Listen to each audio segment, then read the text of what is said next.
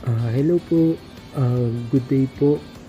I'm Pilmar David Eliongson from DAICTS SISAD. So, in this video po, ituturo ko sa inyo kung paano po tayo mag-appoint dun sa P20. So, ito yung appointment system po natin. Para ma-access po natin siya, i-type nyo lang po to sa browser yung https://p20.da.gov.ph/self-registration/ yung number sign then /p20-appointment. So itong link po na to isi-send ko, iwan ko rin po dito sa comment section.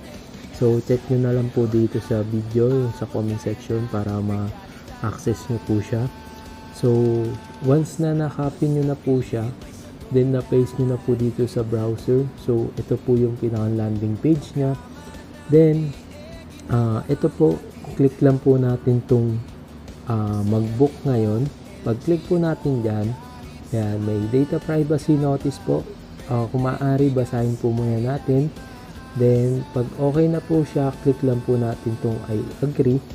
Ayan, lalabas na po ito, fill outan lang po natin.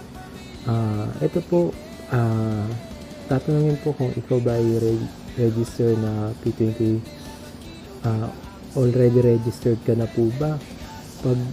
Pag oo po, click nyo lang po yan. Then ito po, kung naalala nyo po or kung may reference po kayo ng beneficiary number nyo, mas maganda po sana na ma-insert nyo dito para mag-auto fill in na lang po dito yung data nyo. Then pag hindi nyo po siya maalala, pwede nyo pong i-click to. So pwede nyo pong i-generate yung beneficiary number nyo po dito sa Benefinder. So ayun, pero pwede nyo naman din po i-left blank yan.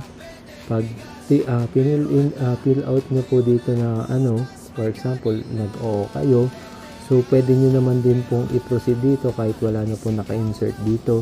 For example, ako type ko lang po dito is Leongson, then dito sa si Pilmar David. Ayan, so sa middle name hindi naman na po siya required. Sa mobile number, ayan, hindi rin po. Sa email po hindi siya required, pero mas better po sana kung ma-insertan nyo siya kasi magkakaroon po kayo ng email receipt. So pwede nyo po yun ipakita sa mismong site para confirmation po na nakapag-book po kayo. So eto po, try ko lang po yun sa akin. Leongson@gmail.com. Ayan, then sa address, for example, Block 9 Lot 8 Nara Street. So ayan po. Then sa site po, ang available site pa lang po natin ngayon is yung sa Bahay site. So ayan, makita nyo dito yung sa Bahay muna. Ayan, click nyo lang po yan. Then sa purpose of visit po, ayan, kung already registered ka na, ito na lang po yung possible nyong i-click. Ayan, bibili ng bigas. Pero kung ang sagot nyo po dito ay hindi, for example hindi pa ikaw registered beneficiary sa P20, so dito po pwede nyo pong dalawang click yan. Ayan, magpaparegister ka, then bibili ka rin ng bigas. So dalawa po yan. Ayan, then dito po sa vulnerable, sa beneficiary type po, anong vulnerable sector po kayo pasok. For example, ikaw ay isang senior citizen. Ayan. Then, click lang po natin tong next. Ayan. So, ngayon po, ang date kasi natin ngayon is August 25. So, bawal po siyang within this day mag-book. So, ang pwede lang po natin is August 26, 27, tsaka 28. Then dito kasi yung 31 kaya naka-disable po siya is holiday po kasi siya. So ayan po, for example, click lang ako dito sa August 26. Yan. Or dito sa 28 na lang. For example, dyan na ako bibili. So click lang po natin tong time slot. So ito po, makikita nyo may 100 remaining pa. So, click lang po natin, for example, 6 a.m. to 10 a.m. Then, after po nyan, click lang po natin yung next. Ayan. Dito po may confirmation, yung pangalan nyo, yung date ng appointment nyo, yung time, plus kung anong site po. So, once done na po yan, click nyo lang po itong submit appointment.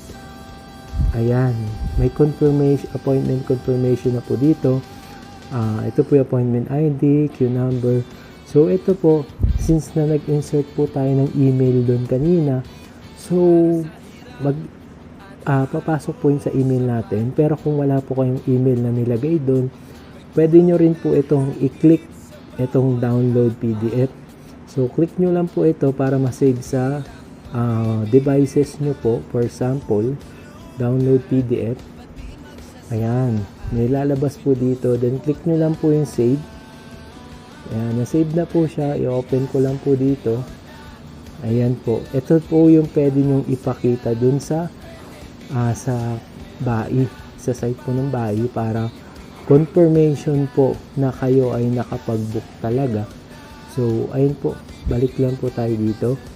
Punta lang po ako sa email para makita nyo po yung naging appointment receipt ko doon sa email. So, ayan po, nagpumasok na po siya dito. Click nyo lang po yan. Ayan, meron po dito na appointment confirmation. So, ito lang din po yung ipapakita nyo doon sa BAI site para ma-prove na talagang nakapag-appointment po kayo. So, ayun lang po for this video. So, kung may question po kayo, comment lang po kayo dito sa so para masagot po natin kung may katanungan kayo. Ayun lang po, that's all. Thank you.